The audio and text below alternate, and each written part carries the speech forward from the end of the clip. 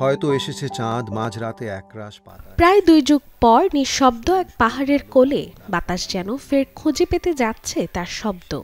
বলছি good bye mountain সিনেমার কথা।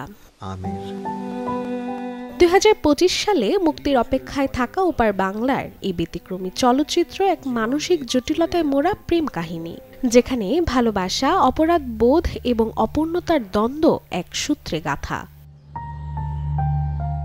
মূলত সিনেমার গল্পটি শুরু হয় এক দূর পাহাড়ি বাংলায়। 22 বছর পর হঠাৎ করেই দেখা হয় একদা ঘনিষ্ঠ দুই মানুষের, যেখানে তাদের একসঙ্গে কাটানো অতীতের দিনগুলো আবার ফিরে আসে। আর ঠিক তখনই গল্প মোড় নেয় অন্যদিকে। মিনিমাম অবদান আছে তার জন্য। ইন্দ্রাশিস আচার্যের পরিচালনায় সিনেমার মূল চরিত্রে অভিনয় করেছেন ঋতুপর্ণা সেনগুপ্ত এবং ইন্দ্রনীল। চলতি মাসের 25 তারিখ গুড বাই মাউন্টেন কতটা দাগ কাটবে দর্শক মনে তা জানতে অপেক্ষা করতে হবে ছবি মুক্তিতে। Desk report, channel 24। আর তো কিছু করার নেই আনন্দ।